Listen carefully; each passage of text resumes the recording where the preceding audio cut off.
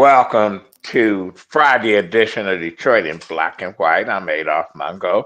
Jim Nardoni, he's probably in the air right now, flying to Minneapolis. He's on the run.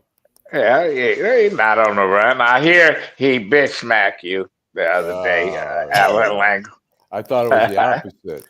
Okay, depends on who we're talking to. Allan Lengel, Right. If you co-founder talk, of Deadline Detroit, who was the first publication to break the story that our good friend and contributor, Deputy Mayor Todd Medicine, was going to be their new police chief. I think he's going to get the job permanently. you think so? Yeah, I do. Vanessa Moss, candidate for 36th District Court, non-incumbent position. Attorney Vanessa Moss, write in Moss Moss. What's happening? Hey, good evening, guys. Good evening to those of you that are watching Detroit in Black and White. If you're watching, we want you to like, subscribe, and share. You can find us on all social media platforms. You can catch us every Wednesday from 8:30 p.m. to 9 o'clock p.m., every Friday, 8:30 p.m. to 9 o'clock p.m., and every Saturday morning from 10 o'clock a.m. to 11 o'clock a.m.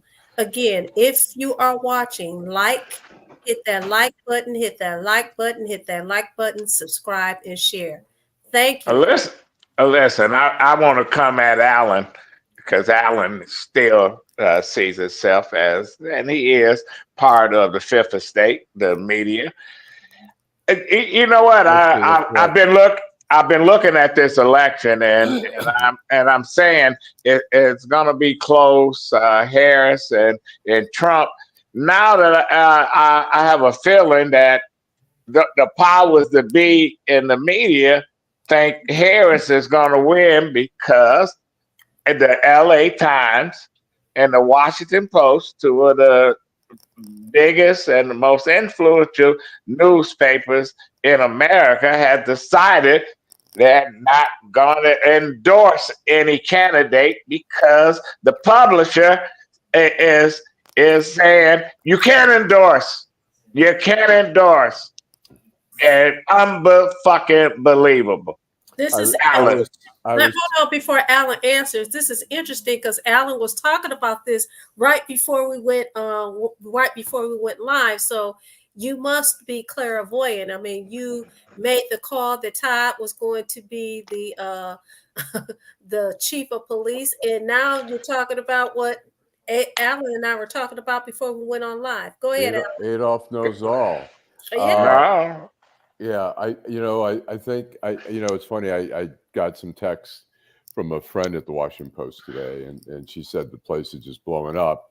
I think it's really the one thing about the Washington Post. The reporters are fiercely protective of the integrity of the place, and not to say that there haven't been some fucked up stories or from time to time, but the integrity is really something that the reporters really hold on to, and they're outraged, and there's people canceling their subscriptions. I think there's probably going to be some people quitting. I think, it's dangerous. And the rumor is that Jeff Bezos lost a $10 million contract to the Pentagon and didn't want, and I think he's worried about if Trump comes in, he's going to try to fuck up Amazon and stuff like that. We've got the LA Times guy who's blocking that. I mean, we're seeing really some crumbling censorship. Fascism. We're seeing fascism. I mean, that's what happens when it happened in Myanmar, Burma, which a friend Danny Fenster was there as a reporter. They have a coup. They start cracking down on the media. They start arresting reporters. They start imprisoning. He was in prison for 6 months. They didn't like what he was writing. This is such a dangerous place, and hopefully, I mean, I don't know, Jeff Bezos. That's the problem with these really wealthy people who don't. I mean, when I was at the Washington Post, the Graham's family, owned the Post. They were grounded in a history of newspaper ownership. They were wealthy, but they did not. They totally understood the integrity. They didn't mess They didn't meddle. They didn't say, no, you can't print this. That's a friend of mine or whatever. I mean, I had it at Monthly Detroit magazine back in 1983. I was doing an investigative piece on Michigan National, and there was corruption with Bud Stoddard. The family owned the bank, and then they went. He stole all the money and got a smack on the fingers. Well, he went public. They went public, and we did an investigative piece on him. And before I went to the news with that story, I was working on it at Monthly Detroit magazine. I went to Keith Crane, the owner, and I said, "Hey, are you buddies with Bud Stoddard?" And he goes, "Well, we know each other, whatever." He goes, "Why? What's up?" And I said, "Well, I'm doing an investigative piece. They're doing some shady shit." And he goes, "Oh, okay." The next thing I know, 2 days later, the editor is saying, "Drop that story." And we fought over it. And I kept pushing back, and the editor would say, "All right, do it." And then like a week later, he says, "No, you got it." And then finally he says, "What else you want to work on?" I said, "I want to work on Michigan National." And he goes, "You don't get it, do you?" Listen. So what happened? What ultimately happened? Ultimately, what happened is I got fired. And then I went to the Detroit News and finished the story. We did a huge investigative piece. The U.S. Attorney's Office used that piece and indicted Bud Stoddard. They convicted him, and then it got overturned on an appeal because the U.S. Attorney's Office, instead of saying it was an FDIC bank, said it was another uninsured. So the indictment was wrong. Mm-hmm. Just a technicality, and so they didn't re-prosecute him. He just used the bank as an ATM, and he took all the fucking money. Well, his family founded the bank, and he did what he wanted to do with it. Well, what he started doing is, when they were already public and it was a shareholder, it was paying for his daughter's wedding. He had workers going up north working on his home and shit. We had all that stuff in our story. They should have took all his fucking money, and now he got another generation that profited from fucking theft. And they probably were some entitled assholes who says you need to work hard while they spending other people's money. But I want to ask you this, Allan. New York Times, are they going to follow suit? Since we got 2 or 3, no. Are they going to follow suit? I'll tell you what, they are I would be shocked. I'd be shocked way back, but the New York Times still has the family members involved in it. The Salzburgers, they've been involved for generations and generations. They still give a shit about. They get it. The people on the staff would go insane, and they're going insane at the Washington Post. We'll see what happens. There are people I was reading on social media tonight. There were people canceling their subscription, saying, "I'm done using Amazon." Did you guys? Go ahead. Yeah, I'm just going to pivot. Did you guys read the story in the Washington Post where they were talking about? Basically, the story was talking about how both, the Democrats and the Republicans are really taking advantage of people in terms of not being very forthright and getting people to make donations. But the Republican Party, you had a gentleman. I mean, there are a lot of people that are seasoned, as I say, and they're giving money. One guy gave $400,000 to the Trump campaign, and he got some invitation. It was fake, an invitation to go to Mar-a-Lago. So he says to his son, "Hey, are you going to Mar-a-Lago with me?" He was like, "What are you talking about?" And come to find out, of course, it was fake. And this man has given all of this money, $400,000, and there's no way that he or these other people can get it back. Now, that's his fucking problem. That's what he want to do. This is an elderly individual that is compromised. We're talking about people that have some mental incapacity. I don't feel sorry for them. If you let them give you money, UTM money, it don't matter. He should have somebody overseeing his money. And listen. Well, in 2020, the Trump campaign people were donating money. They thought it was a one-time donation. People who didn't have a lot of money, they donated like $100. They made it recurring. Right. You know. Yeah. Well, Bill Gates gave the Harris a Harris a PAC. Well, a PAC that support Vice President Harris, $50 million. They playing fast and loose with this money. Right. Just think, you said the guy had mental disability. Just think if he had his faculty, he probably would have gave him $1 million. So we glad that he only gave 400 grand. Well, I will say this. He got a Bible. He got a Bible.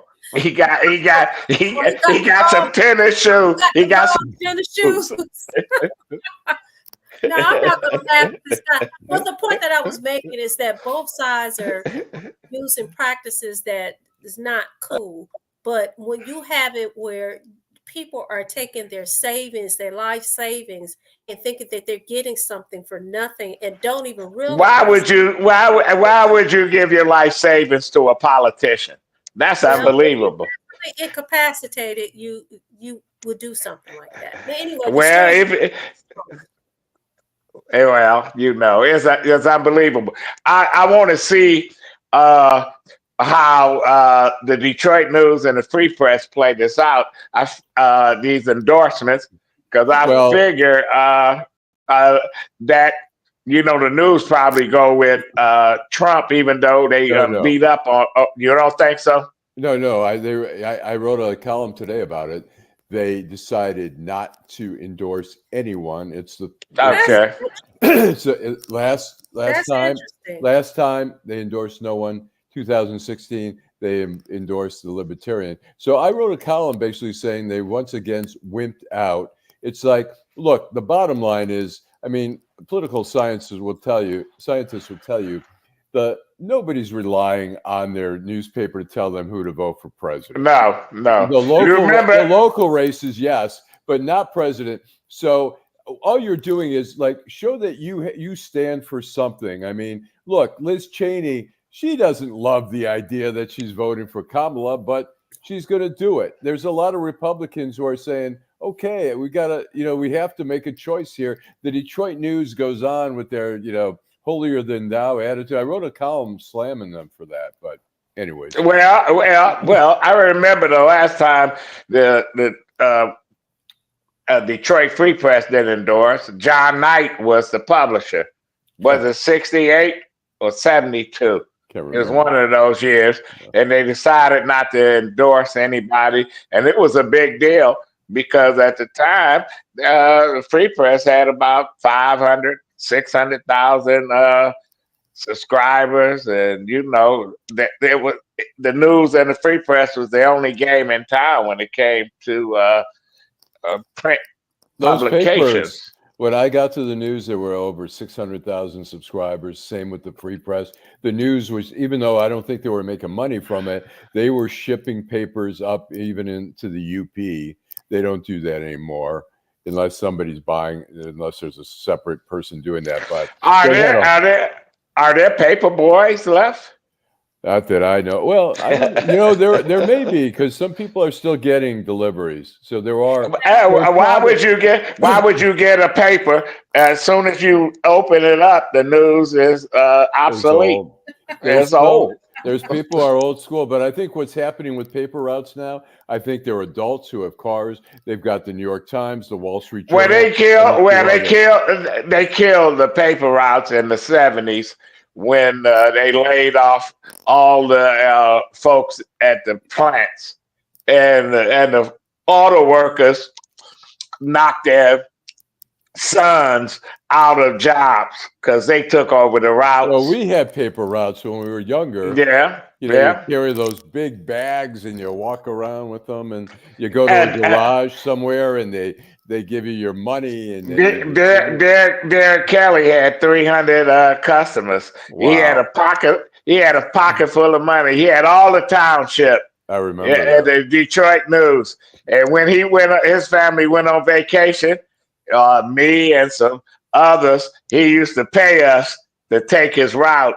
Oh, You wow. know, and we made nice little piece of change. Yeah, yeah. I had a free press route in the wintertime. It's 5 o'clock in the morning. They dropping the papers out. It lasted 2 days. It was cold as hell out, and I'm like, I'm not throwing papers. I'm freezing my butt off. But the bottom line is the newspapers are obsolete. Podcasts, blogs, whatever, the internet, the newspapers didn't get it, and now here they are. They behind the times. I look at those non-endorsements, those threats Right. from the owners. They are scared that They're scared of Trump. yeah, but deep down inside, they think Harris is gonna win this. There's no question about it. Listen, guys, I was out today. As I say, Before you go, we're gonna take a break. Let's take okay. a quick break, and we'll come back and continue the conversation. A few commercials. Michigan, this is Barack Obama. I want to talk with you about the Alyssa Slotkin I know. Alyssa is a true public servant who has dedicated her career to serving the American people, no matter who is in the White House. I saw that leadership and character up close. Alyssa is the kind of leader we need. Tough, independent, and effective. She'll get the job done. And she will make you proud. I'm Alyssa Slotkin, and I approve this message. Hello, Detroit. Election Day is November 5th. But why wait? Beginning Saturday, October 19th, you can vote early at one of Detroit's 14 early vote centers. Early voting runs through Sunday, November 3rd. So let your voice be heard and vote early. If you're voting by absentee ballot, return your ballot as soon as possible. For more information, visit our website or give us a call. And remember to vote, because it's not only your right, it's the right thing to do. Hi, I'm Vanessa Moss. I have over 4,000 signatures that say I should sit on the bench in 36th District Court. But the bureaucrats had me kicked off the ballot because they don't want you to elect someone who stands for fair and equal justice. And as a defense attorney, I've experienced injustice firsthand. Join the movement. Write in Vanessa Moss. Write in Vanessa Moss for 36th District Court. Remember, Vanessa Moss. I did my write-in for Vanessa Moss. I don't know how to spell Moss. That's what's up. So BOSS. I Moss. have two endorsements. One, Allan Lengel from Deadline Detroit, and Adolph Mongo, Detroit in Black and White. But listen, you guys are talking about the guy that formerly occupied the White House. I was out today doing what I do, meeting people, doing some things in the community. And there was a reporter, it was press there from Spain. And so they interviewed me and we talked about the election, the coming election, Black people in the city of Detroit, how they feel about the candidates, etc. When we stopped filming, of course, we were very candid with one another. There were some things I didn't say on camera, but one of the things that I thought was very, very interesting and telling is he said, listen, we are very afraid if that guy gets elected. He said, everybody around the country is looking at this election. And we're here in Detroit because we understand that the Black electorate, in particularly Black men, are having a problem with her. We're hoping that she gets through this. So I thought it was very interesting that we have people from different countries coming here, coming to the city of Detroit and paying attention to what we're doing in the city of Detroit in terms of our voice for the president, the next president of these United States of America. Yes. Well, I was going to say, after the show on Saturday, I went with a videographer to the Dexter Barbershop on Puritan and interviewed people there, and including mostly men. There were a couple of women who happened to stop in. They were all for Harris. They were all very critical of Trump. So I think, you know, it's not clear. I mean, clearly they are. They said there have been, some of the barbers said there have been some black customers who have come in and talked about Trump. But I think the lion's share of people are voting for Harris. And I'm kind of curious where it's hard to gauge because we're hearing polls and this and that, you know, but I think there's a great support. I think like the when Obama was speaking with Eminem and stuff like that, I think there's a lot of excitement in the community, and maybe I don't know. I don't know what excitement you looking at, Allan. Well, tell me, what are you seeing out there? I'm saying nothing. Yeah. But I'm not out there, so I'm not engaged like I used to be. Right. And this is a different kind of campaign. Listen, Shakespeare wrote, "Some people are born great, some have greatness thrust on them," and this woman had been thrust into the limelight. And you know, the vice president was not a person that people was in love with from the beginning, because it was divided on who should he pick as his running mate, and you had a wide range of folks that, you know, the black community want. Mm-hmm. But here she is. She has answered the call. I think that's a good way of putting it. She has answered the call, and she has done a hell of a job.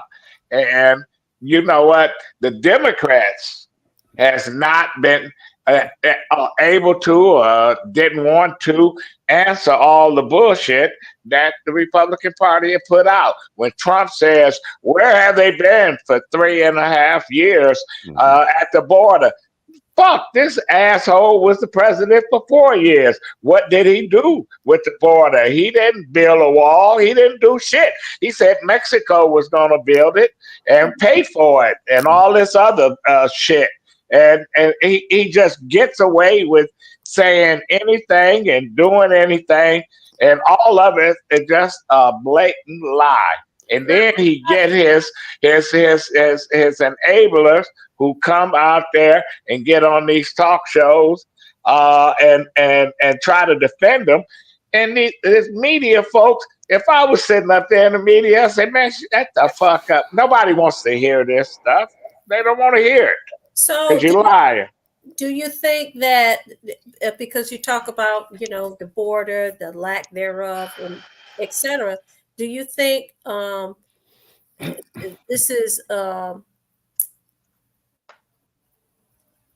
well, would you characterize it as someone, a good political strategist or a good political strategy to tell these non-truths and people believe them, that and then he gets elected? I think you can always fool some of the people some of the time, and he's fooling, but he can't fool all the people all the time. And when you got people like Liz Cheney and all these generals, these retired generals, I was in the military. They're very conservative, very right wing, and they all saying you can't elect this guy because this guy is out of control and you can't control him. When you got people like that, you got a lot of folks that's on the right. They not saying anything, but they gonna hopefully they gonna go in there and say we cannot let this guy do whatever. Listen, they go and drag out folks. Gerald Ford's daughter came out and said she was supporting Harris. Then all of a sudden, her older brother, "Oh, if Gerald Ford, if my dad was alive, he'd go with Trump." That's bullshit.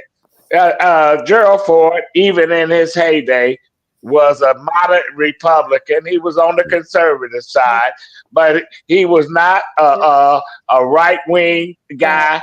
When he was on the U of M football team and they wouldn't let Willis Ward, a black player, play, who later became a judge in Detroit, he said, I quit.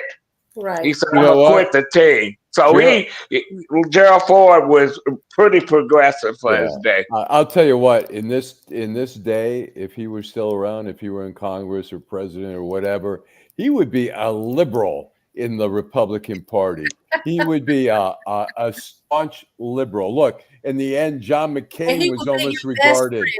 Yeah, John McCain would have almost been regarded as a liberal by the time he was done with that party narrowing and trying to get rid of anyone who wasn't. They call a rhino. They're trying to shame people. You're a rhino if you even say something nice about the Listen.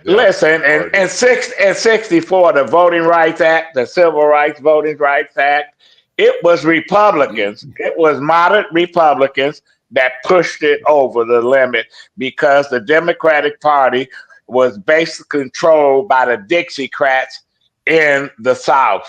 Strong Thurman, John Stennis, Jesse Helms, all these folks, Russell from Georgia, they all, what did they do after Lyndon Johnson won in 64? They all switched to the Republican Party. They became Republicans because they couldn't stand, they couldn't stand what Lyndon Johnson did, but it was moderate Republicans that had the deciding vote. They even had a black senator in the 60s. That's Ed Brooks. Yeah, Republican Party. Listen, black folks in my family in the 50s voted Republican, Eisenhower. Right. Only when Nixon became the candidate, because he was a criminal and a crook, that black folks went Democrat. Only because when Kennedy, who reached out to Martin Luther King family when he got arrested in 60, that's how he won the election in 1960. So listen. So this Republican Party, they're not a party anymore. It's a party of thugs, liars, and thieves. You know what? The only redemption for the Republican Party, for those who are mainstream, who want their party back, the only redemption, the only path is through a victory for the Democrats. Once that'll finally crush Trump. We hope. You hope. Well, I think, and until then, look, if Trump wins, then you've got J.D. Vance to carry on the legacy of the MAGA-ness, which is just such a cancer in that party. So he's a cancer. What I'm hearing from you, Allan, is that, listen, if it was somebody other than the guy who used to occupy the White House, if it was some other person besides him or J.D. Vance, that there's something that you could live with. And Nikki Haley, I don't agree with a lot of occupy a space in your head. Right. Look, Nikki Haley, I don't agree with a lot of her stuff, but you know what? She's not insane. I mean, I think she's she's giving her too much credit. She is insane. Well, maybe, but I mean, she's certainly sucking up. She's so afraid of losing the MAGA. She wants to run in 4 years, and she wants that MAGA vote. So she might go in there and vote for Harris. You don't know what these folks gonna do, and we'll find out. Tomorrow we're gonna have the new interim police chief, Todd Bedison, coming on, and who else, Vanessa? We're going to have Dr. Yvette Cobb. This is Cancer Health in this month. This is the last of the month. We're supposed to have her on earlier this month, but and we're gonna have Seinfeld Jenkins, right? So we're going to have a really action-packed show tomorrow. If you're watching tonight, we want you to just come back and watch tomorrow morning at 10 o'clock. And for those who are just becoming our friends, you can watch all of our previous episodes, Detroit in Black and White, on DetroitInBlackandWhite.com. You can catch us again on all social media platforms, and we will see you again tomorrow morning at 10 o'clock. We'll be live from the Guardian building. All right. See you tomorrow.